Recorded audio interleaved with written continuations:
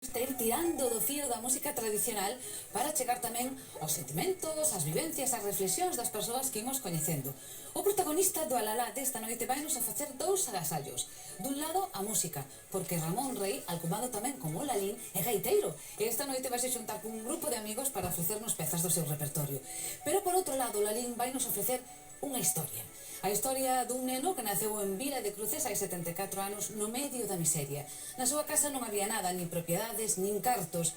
Pero aquel neno quería mercar unha gaita. Custaba 50 pesetas. Era todo canto tiña a familia. Aínda así, fixeron un sacrificio e mercaron a gaita. O pouco, aquel rapaz entrou a formar parte dun grupo de gaiteiros e moitos anos despois, Ramón acabou tocando a gaita nun barco que percorría a ría de Vigo polas noites. Acababa ás 2 da mañán e levantabas ás 5 para ir a traballar. Toda unha vida de sacrificios e de superación que foron moldeando o seu carácter. Din que é un home tranquilo. Bueno, os amigos din que é todo corazón. Así que esta noite, como vos decía, dous agasallos. A música do Lalín e a técnica para sobrevivir sen perder nunca o sorriso. E por que Ramón ten un sorriso case permanente? Pois porque despois de tanto esforzo ten todo canto puido desexar. Unha casa preciosa da que está orgulloso porque de neno non podía nin soñala. Ten todo o cariño de Erundina, das 3 fillas, dos netos e ata da gatiña. Disfruta de todo canto fai. Cando toca a gaita ilusionase como cando tiña 5 anos e quedou fascinado polo son dun punteiro. Encanta lle dar clase. Atende a 3 agrupacións e os seus alumnos adórano, porque a estas alturas do camiño Ramón pode contarlles unha chea de historias maravillosas coas que lles amosa os segredos da gaita e da vida.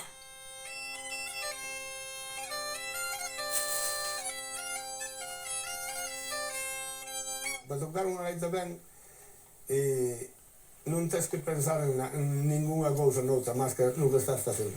Que ven agora, que volta ven agora, que ven agora.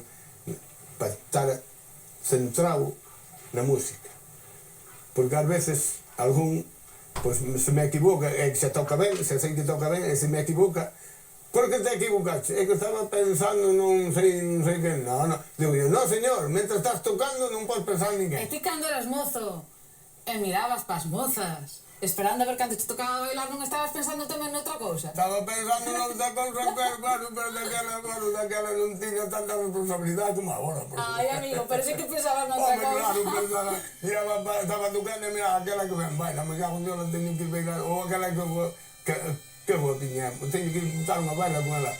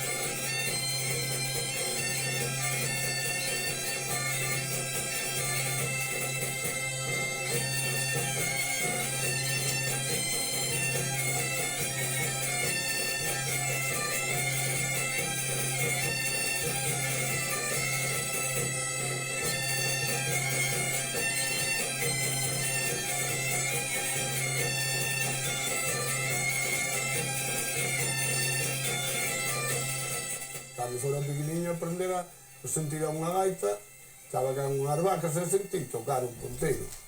E eu, se escapei para lá, daquela non sabía tocar. Que é iso? Claro, preguntei, coño, que estás aí? E dixen, teño isto e tal. E dixen eu, deixenme tocar. Si, home, toca. Chifrei ali un pouquiño. Claro, despois marchei, deixei ya, ele estaba ali tamén, deixei ya ali. E cheguei a casa, claro, dixen ya a meu pai, dixen, papá, hai un rapaz aí abaixo que tocaba, tiña un chisme tocado.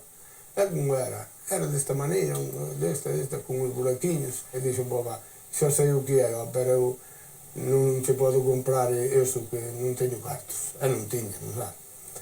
E dixo, pero espera que a ver se te faz unha cousa parecida, unha flauta. Miña nai compraba unhas copas desas para barrer e levaba unha cana. Sí. Colleulle a cana, colleu un fouciño e desmangouno, e na costa do fouciño meteu nun lume, o que estaba rubio furou a cana e fixolle uns buraquiños, meu pai é moi xeitoso, e dixo, mira, a ver se toca. E tocaba, caralho. E claro, despois eu, cando había a festa, metíme no medio dos músicos que había, algún chamaban os músicos, a escoitare, a ver o que tocaba. E despois barrenaba eu na casa, no solo, co pínfano aquel. E lle decía, despois de outro día, mellor algún a meu pai, dicía, o teu rapaz debe ser medio parvo, porque tanto nos a xogar por aí, e o teu metes ali no medio dos músicos e non sal dali. E decía meu pai, non, é o que gusta a música, non lle dá importancia a ninguna cousa, máis que a música, metes ali o carallo, a escoitar, e despois a veces toca. Aquí foi onde nacín, eu e a miña irmá. Botei aquí con meus tíos hasta cando tiña 12 anos. Despois marchei para arriba, para onde meus pais, para Dorbisou.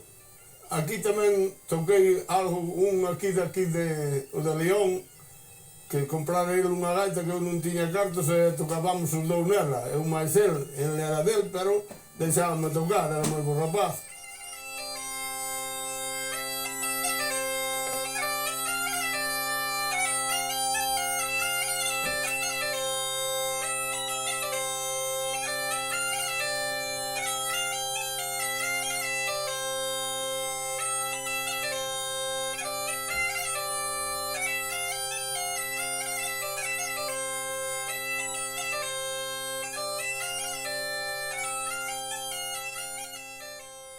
Na túa casa non había nin cociña, pero non, nin unha lareira, fendían a leña, levamos e ali poñían unhas trepias, chamábamos unhas trepias, unhas cousas así como... Uns triángulos, así. Uns así. triángulos, facían o lume debaixo, e cocían ali a comida, facían ali a comida, o que fora. Era así, entonces, o sea que tiñas que traballar, aunque foras pequeno, claro, non te arrebentaban, pero algo había que facer. E lambetadas comías? Sí. Cal era a lambetada dun neno daquela, por exemplo? As lambetadas eran poucas, porque non había tela, non había cartos. Ás veces facían algo, a miña nai, a miña abuela facían pois algo na casa, unhas rosquilliñas así na sartén, ou así unha cousa así, sí. Facía cando era polo día da festa, na máis. E roupa? A roupa, ás veces... meu pai fora sastre e facía má roupa. Pois ainda tiña sorte, sí. Tiña algo de tal, compraba na tele, facíamos pantalóns e as chaquetas. Depois, claro, pois, como rachaba, non había cartos para comprar outra, para ter algo para poder salir, un día da festa, ou para ir á misa, pois, romandábana. Miña nai metíalle romendos, claro, rompía por un lado, depois ao ir gastar, rompía por outro, metíalle outro romendo, rompía por outro. Ao final non se sabía cal era o pantalón auténtico que comprara. Tienes un pantalón de colores. Non és nada do oído da lá, pero non és nada desde pequeno. No, bueno, de pequeno xa tiña pérdida, de pequeniño non, porque claro, de pequeniño oía, pero claro, meus pais non me levaban ao médico porque non había médico ali, estaba moi desviado, daquela pois non había coches, nin había nada, tiña que me levar ao lombo. E tiña que andar comigo por menos, pois, eu que sei, 7 ou 8 kilómetros ao lombo, era imposible. A ver se me pasaba, curaba como fora. Os nenos iban pouco ao médico. Non é como ahora teñen virus por todo. Non, agora se van, ainda non están enfermos, se o levan porque non enfermen. Mira, a ti non te levaron ao médico, pero levaron aos santos, me parece. Os santos sí. Lo pedíamos un santo, pero o santo non se enteraba. Claro, iba, pero non se enteraba.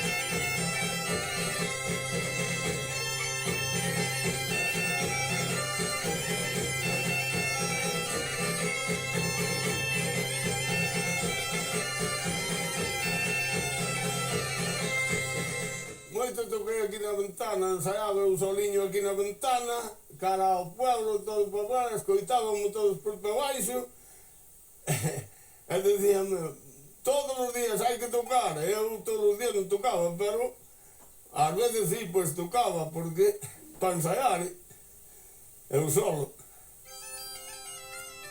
Esta ventá é a da casa de Dorbisou. Para aquí viñeran os pais de Ramón buscando unha vida mellor para os fillos, pero Ramón, que daquela tiña 12 anos, non quixo ir canda eles. Quería quedar na casa de Vilar con seus tíos. Era lóxico, porque ali nacera, e ali estaba todo canto el quería. Os amigos, os lugares de xogo e de aventuras infantís, e o cariño duns tíos que o adoraban. Pero os pais insistiron, querían leválo con eles. Entón Ramón aproveitou a circunstancia e puxo unha condición indispensable, que lle mercaran unha gaita. Sí, foi unha pequena chantaxe infantil, pero funcionou. Aquelo cambioulle a vida.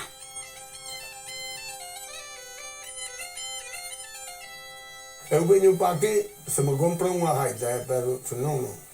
Que pillo, E dixo, pero non temos que, só teño 10 pesos. Pois hai un aí arriba que ten unha gaita, faltalle o punteiro, pero despois se cadra comprolle o punteiro e dama por 10 pesos. Escollo 10 pesos e vaite, e collí os 10 pesos e marchei. Pois a miña nai, cando vas ti cos 10 pesos? Ti non ves que, ainda se foran 5, ainda bueno, pero 10 pesos, pois collín e pousei os 5 pesos. Pero nosotros, marcho xa non veño nin nada, cando ustedes nin nada. E sale o meu pai atrás e díxeme, pousaste 5 pesos, pois dille a teu tío que che dé outros 5, vai onde o home que che compra a gaita 20. Moito che gustaba, Bo, a mí me gustaba enorme tocar daquela, me cagan dela. Entón, claro, depois fomos onde outro señor que tiña ali facía as gaitas que eu non sabía ali máis arriba, e regaloume un punteiro. Tiñe que tocar unha peza, díxeme, tenme que tocar unha peza, a ver como sabes tocar a gaita. E xa non me deixou acabar de tocar. Xa, para. O punteiro xa ten, xa te regalo. Que ben, non? Sí, que alegría. Claro, fixeme unha palleta, meteume na gaita, e dixo, agora tócame outra peza. Toquei outra peza e dixo, bueno, pois temos que formar aquí un gaiteiro. Fixestes un grupo? Fixemos un grupo ali. Pero depois íbamos tocar por ali, pero eu vivía moito emborrachamos, e depois eu agora non vou para a casa hasta dun outro día non vou. Había que lo traer ao lombo non se podía traer, e entón cagallamos o grupo. Cagallamos o grupo porque imposible, non había maneira. Non podías coger. Claro, depois non daba bonito para a casa. E a primeira vez que cobraches por tocar a gaita, eso debe ser maravilloso. Me cago en Dios, eu xa me ponía tolo da cabeza. Xa ganei 10 pesetas que a tocar a gaita, me cago en Dios.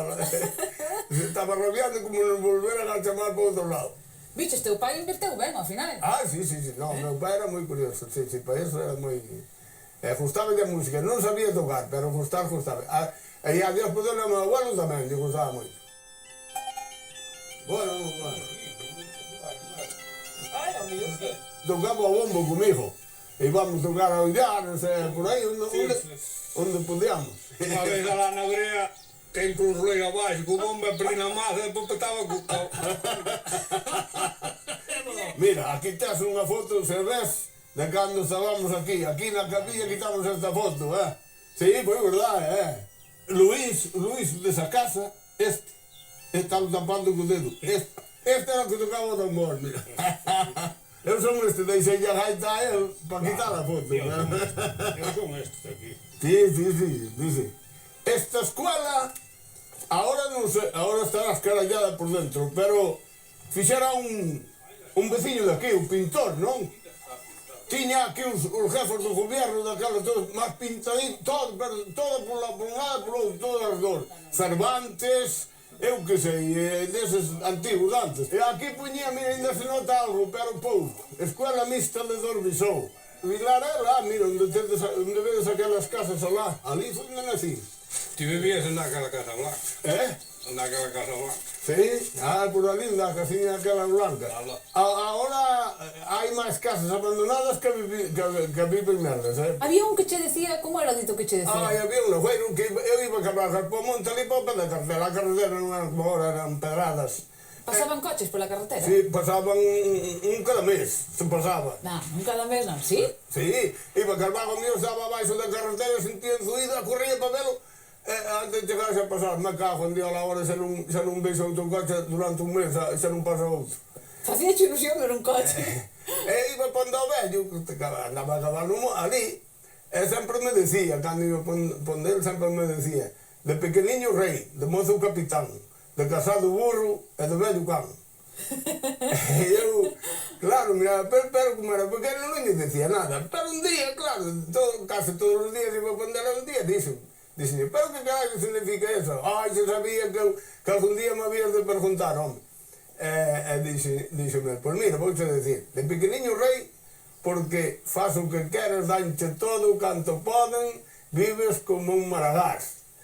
De mozo capitán, porque se casa tens que traballar, pero se te dá a gana tamén levantas e marchas, almozas ou vas por aí onde te dé a gana. Ai, meu fillo, pero que te casas se tens que traballar como un burro, para criar os fillos e ter pan para eles e non nada.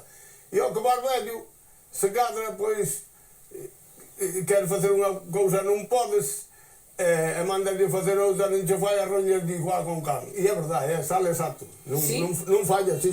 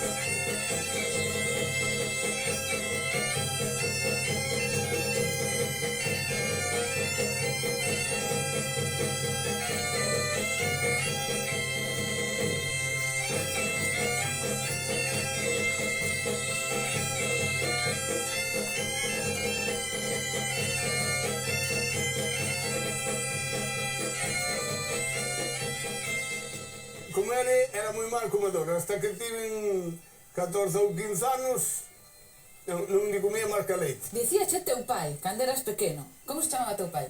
José. José? Sí. Que ainda habías comer bichos? Sí, díxome que, non queres comer, pois deixa que cando vas ao servicio militar has de comer hasta bichos. E coméchelos? Non o comín, non o comín. Depois comínos, pero primeiro non o comín porque, claro, ignoraba o que era, e meteron un pouco de paella de marisco, puñía. Entón, claro, foi-me unha cigala envolta, non sabía nin que era, como se chamaba, non?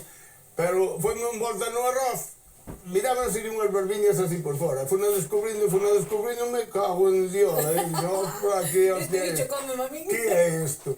E dixo-me o veterano, sei que non che gusta o marisco.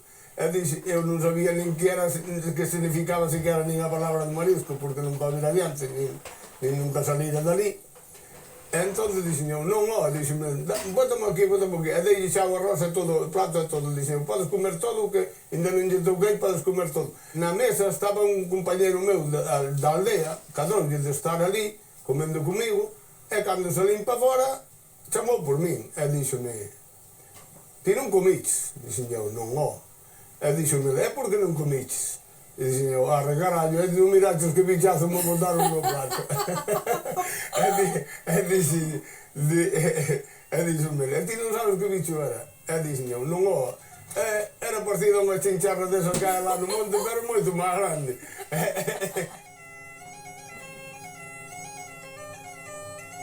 Estas cousas que agora nos fan rir eran cousas da miseria. De feito, cando Ramón foi a Mini, non vira máis mar que o río Ulla, e no Ulla non había cigalas. Daquela o río ia máis baixo, non existía tampouco o encoro de Porto de Mouros. As barcas nas que cruzaban cando andaban tocando de aldea en aldea non eran como esta, e por suposto non tiñan coche. Por iso non podían ir moi lonxe, porque había que volver a pé. Pero lonxouse kilómetros bastantes como para engaiolar cas súas artes de leiteiro a unha moza guapísima que vivía encorterada, a súa Erundina. Esa que vedes en frente é a aldea da miña muller. Viña a andar hasta aí e volvía para lá. Pois aproximadamente 4 ou 5 kilómetros por aí. Que aquela ilusión de ter unha moza ou cando non está no tempo, pois está no tempo e hai que aproveitarse. E Ramón aproveitouse, polo menos todo o que permitían as maneiras daquel tempo, claro. Non lle poñían medo nin os kilómetros, nin as costas que hai ata a casa de Erundina, nin os pais, as tías, nin os 7 irmáns que vivían con ela, nada. Hoxe, cando Erundina e Ramón visitan a familia, que aínda vive ali, non teñen que esforzarse moito para lembrar as horas felices que pasaban moceando. E antes de entrar na porta da casa, o que era a entrada da casa, había un coberto. Pois ali tiñamos os feixes de erva de palla para lle dar as vacas. E aí estábamos, na entrada da porta ao mellor, temos unha hora ou 2 horas, según o que fora. E se non que nos gustaba, pois botábamos máis tempo con el. E se non, mandábamos logo. Botábamos moi pouco tempo de novios. Empezou a andar comigo o día 6 de... o día 4 de xaneiro. E o día 13 de abril casámonos. Eu xa o conocía, pero non conocía de andar tocando por aí. E debeu ser que ele estaba desazou e eu tamén, casámonos xa está.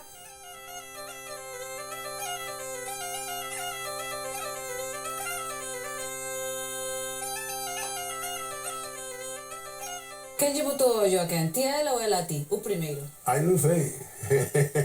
Botaría eu, porque ela, eu non sei se me botou os ollos, non. Bueno, eu falei e non puxo pega ninguna, así que algo de ollo tamén me tendría, non sei. Como se moceaba antes? Pois nun coberto. Pero mocear que era? Era falar? Mocear, falar, lá estar os dous xuntos, contarle o que che parecía, botarle o brazo por riba, se te deixaba, se non, pois, había que aguantarse. Ou se te pegaba un bofetón a mí, se non volvías, porque, claro... Ai, amigo, a cousa non Entón era non me fácil. quere, non sabes?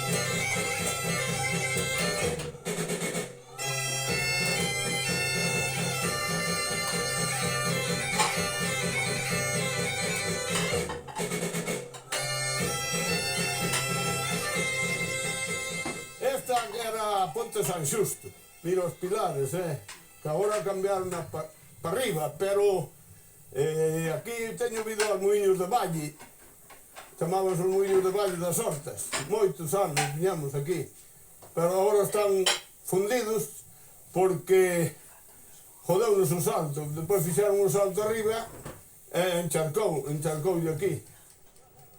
A paisaxe de hoxe pouco ten que ver coa que existía cando Ramón e Irundina eran nenos. Por onde Ramón andaba cas vacas, hai hoxe auga e unha enorme presa. El lembra perfectamente a xente que traballou para facelo salto e a cantidade de pedra que baixaron da montaña para iso. A presa cambiou no todo. A chegada da luz iluminou o mundo. Esa noite Ramón puido ver a cara máis dura da miseria. Había un saltiño máis pequeno, aquí ao lado de baixo. Pero era un señor que se chamaba o señor de Beobre, que era ricatón, para poñer a luz, non tiña cartos para todo, fomos de poñer, para ter luz, fomos poñer nosos postes, gratuitamente. Subín polos postes para arriba para poñer os isladores, ainda fon, eu que sei, uns 5 ou 6 días ou máis a traballar ali. Ao final había que dar 2000 pesetas para poder enganchar e non tiñamos os cartos e non podemos poñer luz. Entre nós, a máis outros 2 veciños máis. Os outros poñeron a todo. Aquel día sí que chorei, eu solo, nadie me mirou, pero chorei ca miseria. Foi verdade. Digo así que sinceramente chorei ca miseria. Porque estaba toda a aldea ás escuras. Andaban poñendo na luz, pero non funcionaba ainda. Entonces, pois eu foro ao xornal, e cando cenamos, salín pa a miña casa, da casa que foro ao xornal, salín pa a miña casa, e deron a luz. Todo, eu topei aquela aldea, claro, todas as escuras, e aquel día mirei-me toda xa con luces por fora, xa unha casa tocaba a radio, outro tamén tocaba a radio, e eu botei de conta, e non sin luz, xa non pensaba na radio, pensaba que era na luz, para ter luz, para ter claridade, non? E cando viña para a casa soltáronse unhas lágrimas. Foi cando máis barrenei para vir para Vigo, ou para outro lado, escapar. Ao final conseguiches escapar da miseria. Conseguimos, sí señor. E ser gaiteiro? Con gaita todo. Entón, levo todo o que poida levar, o que teña, a ver se podo facer algo. Bueno, pois conseguimos. Pasei moitos traballos, pasei sin dormir. Pois eso sí. Cando nos casamos, un primo desta quería marchar para Bilbao, que era o dueño da casa, falounos se queríamos vir para aquí, 2 anos, voltamos aquí a traballar a terra da Medias, e máis a cuidar da casa. Traballábamos estas terras todas, cas vacas e cun arado de ferro, mitad había que darlle ao primo da muller, que era o dueño, e a outra mitad para nós. Pero despois, claro, aquí tamén facíamos pouco, e entón foi dende aquí marchamos para Vigo.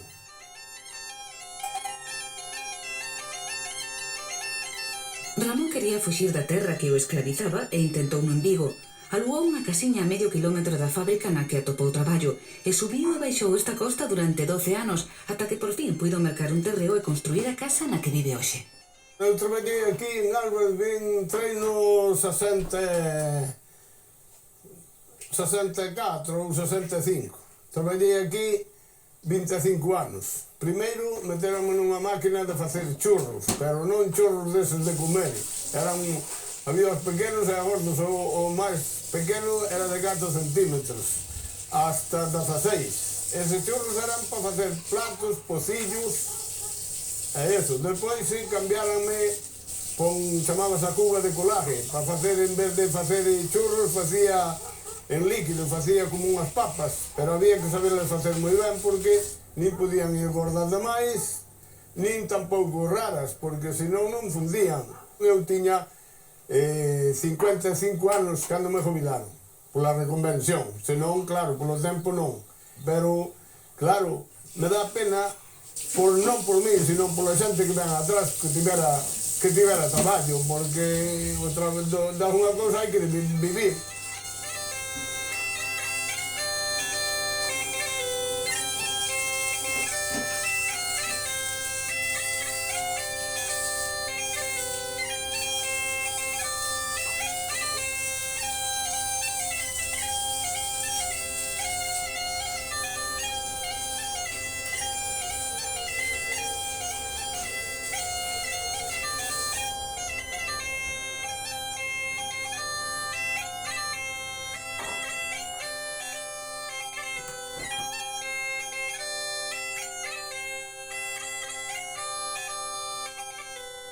Agora só queda o esquelete das naves, pero en Álvarez traballaban daquela 4000 persoas. Ramón conta que un día levou unha filarmónica á fábrica e que cando os compañeros o escoitaron e souberon que ademais tocaba a gaita, enseguida o invitaron a formar parte dun grupo, un dos moitos nos que tocou. Nesa época, ao pouco tempo, tamén tocaches nun barco. Ai, no Villasicas, porque despois soltei-me con outros geiteiros e dime, ven jugar tamén que imos a un barco aí. Pero o barco por onde iba? O barco, pois iba, un día que iba así nas cías, pero as cías nunca iba. Pero que era para turistas, para que? Por da fora, ou por daqui tamén, o que quería ir. Pero tiñan que pagar, claro, tiñan que dar, como que eran 1000 pesetas cada un daquela. 1000 pesetas? Sí, tiñan que dar. Era un bo barco xa? Era un barco grande, levaba máis de 300 personas, se tiña, sí, era un barco. Home, non era un transatlántico, non, pero era un barco xa con camarotes abaixo e todo arriba, facían a queimada, e íbamos os geiteiros, e iban dúas pareciñas de baile, uns rapaciños pequeniños, e máis outra pareciña máis maior, non? Entonces tocábamos ali, mentre facían a queimada, ali tocábamos, eles bailaban no barco, o barco andando xa. Salías ás 12:30, e regresaba ás 2 ou 2:30 ou 3 da mañá. Pero daquela ti xa estabas traballando na empresa tamén? Viña para casa, cambiaba de roupa e marchaba para todo, non dormía. Botei 4 ou 5 anos e despois deixeino. Mas ganaba moitos cartos, pero senón que eu morro, así non podo ser sin dormir. Sin dormir un día ou dous ou unha vez na vida pode pasar, pero sin dormir todos os días no verán, empezaba junio hasta que terminaba septiembre, todos os días, todos.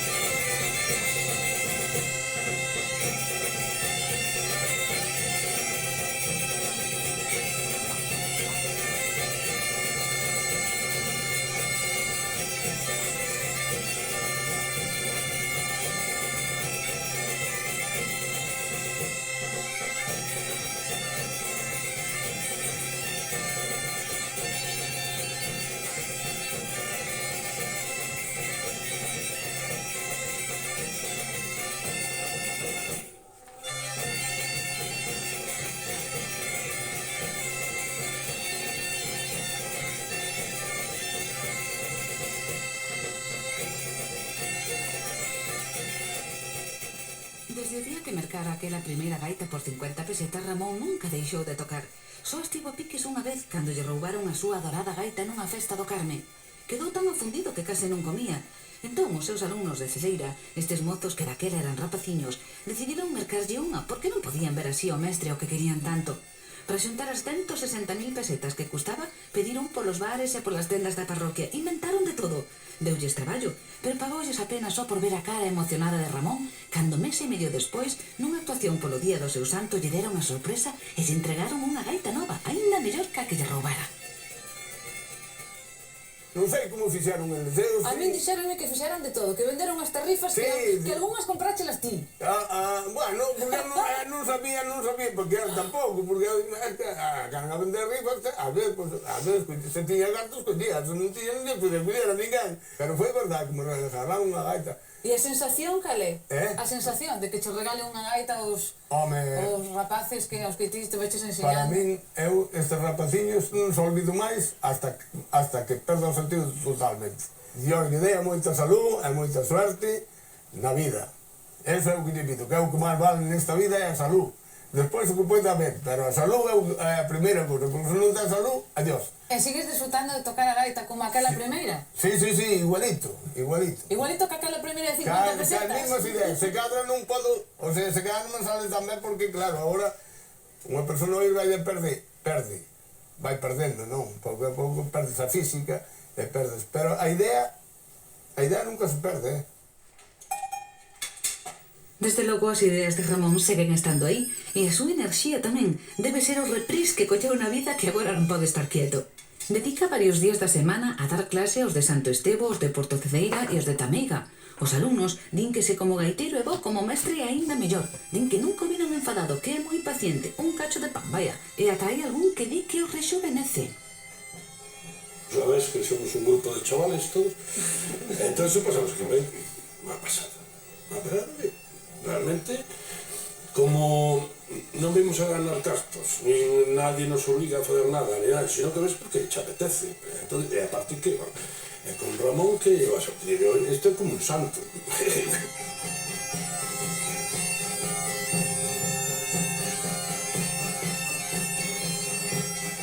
Santo non será, pero xa vedes que case fai milagres. Consegue que os seus alumnos se sintan uns mozos, que non deixen de ir aos ensaios e que Pepe Pereira, despois de pasados os 50 anos, aprender a tocar así de ben. Non sabía nada, porque había un grupo aquí de chavales, claro, empecé a meter caña e escaparonme todos. E depois dixo este, eu quero aprender, oi, que mala cara lle puse. E dime, parece que son moi burro, non darei aprendido. E dixo, non, home, non é que ser burro, é que para tocar a gaita fai falta máis tempo ainda do que eu digo, do que eu diga, vamos. E dixo, eu quito, que eu tal, bueno, pois eu quitas. E quitou, non, aprendeu a tocar a gaita. Empeñouse, todo aquel que se empeña aprende o gallo. Como gaiteiro, vos o poder ver que para nós é o mellor. Intentamos aprender de como persona, para nós é un exemplo, e intentamos seguir o seu camiño na vida. Eu, cando lle dixen que me iba a casar, díxome, ti fai como a min.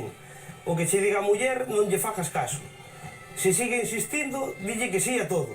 E depois, se sigue berrando máis, colla gaita e pa fallado, como eu. É moi espontáneo, moi natural, sabes? El, o que pensa, di, vale moito, que sei, faise querer, xa, pola súa forma de ser. Sabes o que pareces? Pareces feliz.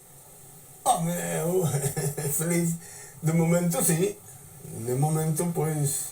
Pero alguén pode pensar que, bueno, pois que a vida que tuveches, que foi dura por moitos momentos... Sí, home, pero mira, cando estás facendo unha cousa e non te arrebentan, se estás arrebentado, pois claro, estás incómodo, sempre. Pero se estás facendo unha cousa, depois colles aquela cousa e ti, se estás traballando, eres feliz. Valeu a pena. Valeu a pena, sí. Eres o meu heroe. Valeu a pena. Eres o meu heroe, Valeu a pena. Por lo menos fixen algo me gusta. Ahora xa teño que deixar, xa o sei, pero xa deixaron outros que viñeron, que marcharon antes, e ano deixar tamén os outros que viñeron atrás tamén, para lá non se leva nada, Pero, por lo menos, pagou unha pena, sí, señor. Estou contento, é verdad, agora.